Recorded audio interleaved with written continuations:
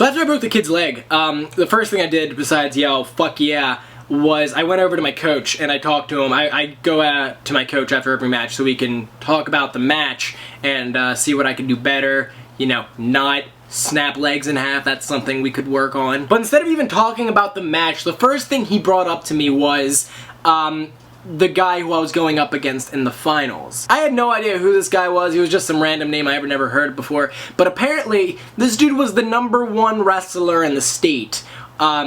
Which basically means, hey, I'm screwed. I was definitely nervous before the match. I had no idea what the guy looked like. I didn't know what to expect.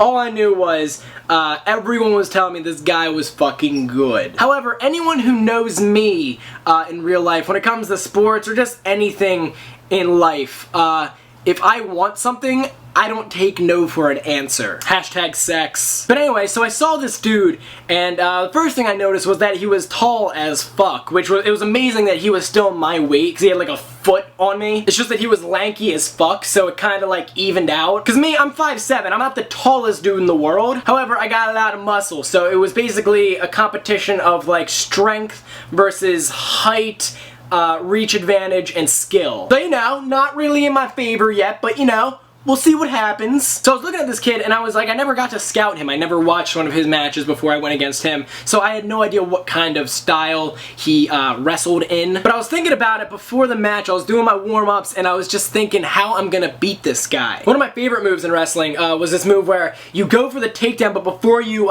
go for the leg, when you take him down, you smack him in the face and then you go for it, because that's completely illegal in wrestling. For some reason, nobody ever did that move, but like when I did it, I was just like, bam, like fucking right in the nose, just completely disorientate them. So I was thinking, do I do stuff like that? Would he see it coming? Would he like smack my arm and break it? I mean, I've done that shit. I don't know, maybe he would do it. I think I was kind of paranoid too, because I just broke a kid's leg and now I'm going against like the #1 state wrestler, so I'm just like, what's gonna happen to me? But anyway, I had this game plan going into the wrestling match, and when the ref blew the whistle, instead of like, you know, circling and like, you know, kind of setting up a move, I didn't do that. Right when he blew the whistle, I went at this guy hard as a motherfucker. I was giving this dude everything I got. I was going for legs, I was going for takeaways, I was grabbing arms, I was grabbing his neck, I was doing everything I could. I was smacking him in the face harder than I've ever smacked someone before, because I'm a dirty wrestler like that. And I could tell the dude was getting pissed. He was doing the same thing back. Lucky for me though, if I had one thing on him besides strength,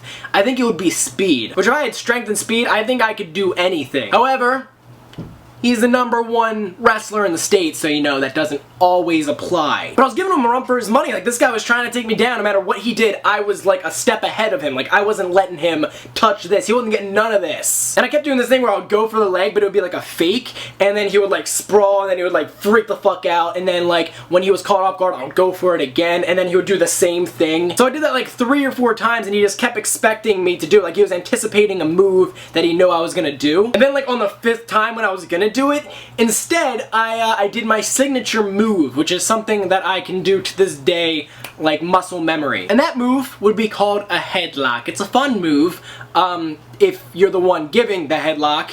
If you're receiving the headlock, it's not as fun.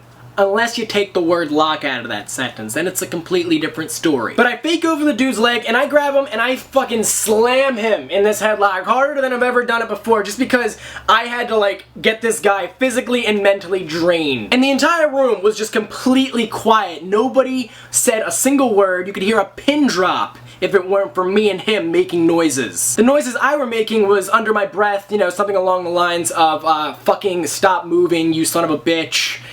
Lot of profanity, lot of profanity. And then he wasn't saying anything at first, and then I heard 3 little words come out of this dude's mouth. And those 3 words were, I can't breathe. First of all, if you can't breathe, that usually means you can't talk either. So I just want to say, you know, maybe he was lying, just possibly. And when I heard he said he can't breathe, if he can't breathe, that means the ref has to stop the match. So knowing that he could breathe, I didn't want him to be a liar. You know, I'm a good guy. I didn't want him to lie to the ref. So I squeezed harder to the point where I made sure that fucker couldn't breathe if his life depended on it, literally. But it was too late, and the ref stopped the match, and I was pissed. He was happy because he knew he just got away with the lie. And after that, He won by points. He couldn't even pin me. He won by points, though. And it was disappointing, but as far as I'm concerned, I won that match. As far as I'm concerned, I don't care what anyone else thinks. But to this day, I will not ever forget that match because of how angry it made me. And guys, I enjoyed reading your comments on the last video, the last Project 2013, so I want to ask you guys this week, has there ever been a time where you just got completely ripped off, whether it was in a sport, maybe it was at anything, I don't know. When was a time that you just got completely gypped in something? Leave your stories in the comment section down below. Have your own Project 2013 with me. You know, you can tell stories over the year with me. But guys, I hope you liked this video. If you did, give it a thumbs up down below. If you missed my last video, that video is going to be right there where I talk about how to attract someone. Fun stuff. Also, I talk about my stalker for a little bit, so that's always fun too. But guys, that's really all I've got to say on it, so thanks for watching, and I will see you guys next Monday. Peace.